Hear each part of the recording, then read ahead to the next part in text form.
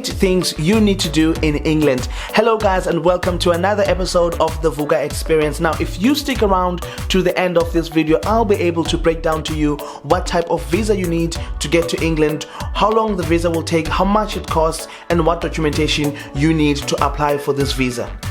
London is a beautiful city with so much to offer, but on this video we'll only be looking at 8 things. The good thing is that all of them are in close proximity to each other, so you can actually walk from one side to the other. Without wasting any of your time, let's get straight into it. At number 1, we have got Buckingham Palace. Buckingham Palace has been the official London residence for the UK sovereignty since the 1800s. So this is the official residence of the Queen, and it is quite heavily guarded. As well, it is beautiful. Visitors are welcome into the premises sometimes in summer, and also if you are invited by the Queen to be a guest. Number 2, we have London Eye. If you want a bird's eye view of almost the entire CBD and beyond of London, London Eye is the best place to go. I've been on the London Eye and it is beautiful. It's breathtaking. You don't appreciate how big the buildings are and how vast the area is until you can see it from the top. And London Eye is one of the best places for you to do that.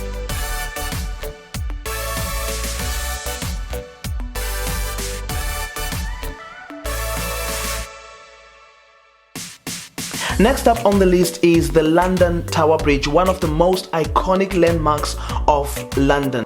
Now the good thing about the London Tower Bridge is that when you are in its vicinity, you can actually see the Palace of Westminster, which is the official parliament of the UK, another site that you can actually visit.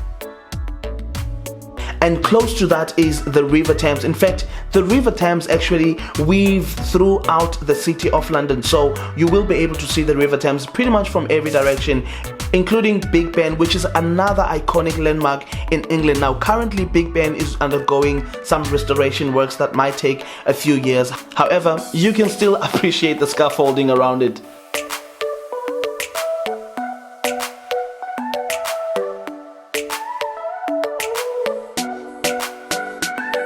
Next up on the list is Camden Market. Camden Market is an incredibly large market. It is big. I've never seen anything like it. I've been to Camden Market twice, but I promise you, I still have not seen all of it. It has got incredible food if you're a foodie like myself. And one of my goals was to try some Jamaican food, which I did. I tried some Jamaican mango chicken and it was incredible.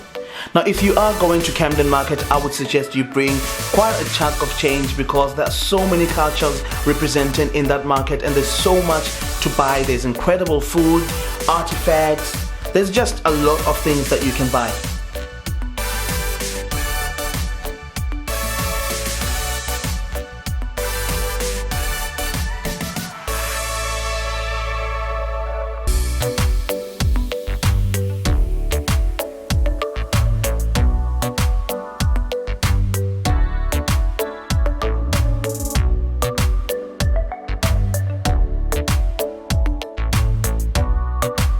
I might as well mention that London has got a theatre hub called West End, where you can go watch live plays like The Lion King.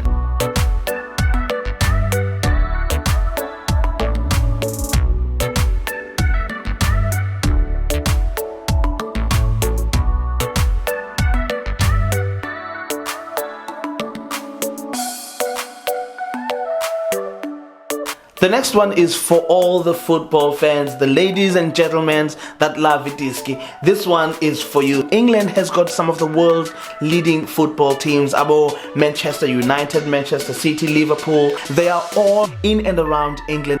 So you can visit the stadiums of your favorite team when you are there.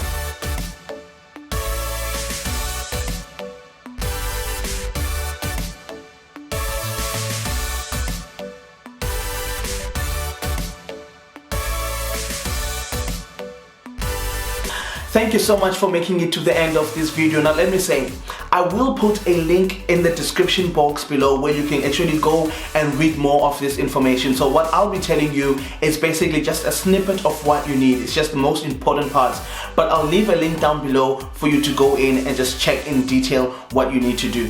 So the visa you will need is called a standard visitor's visa. You can apply for the visa 3 months before your trip, and it will take about 3 weeks for you to get a decision. Now there is a lot of documentation that you'll need to provide, but don't let that scare you, because this is all documentation that you should have at hand, or documentation that you can easily get. Now the first thing you will need to demonstrate is that, number one, you have got no intentions of staying in the UK. That means you need to provide them with your return flights. The second thing is that you need to prove to them that you will be able to sustain yourself when you are in the UK, and you can do that by providing them with your bank statements or your pay slips or proof of employment. You need to provide them with a valid passport that has at least one blank page where they will put the visa. I'll put all of this in the link in the description, but I'm just going over it quickly so that you have an idea. The documentation that you can provide in order to prove that you have no intentions of staying in England is documentation that shows your commitments in South Africa. For instance, a letter of employment to prove that you are employed.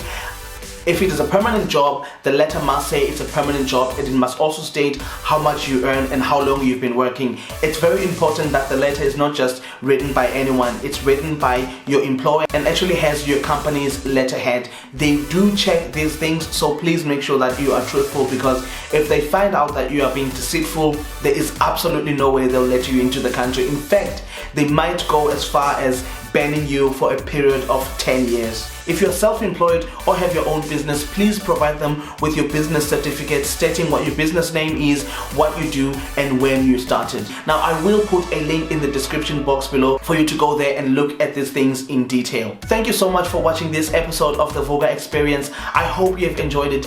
If you find any value in this video, please like the video and share the video. And please follow me on Instagram at the Vuga Experience for you to be up to date on what videos I'm working on. Until next time, wake up and travel.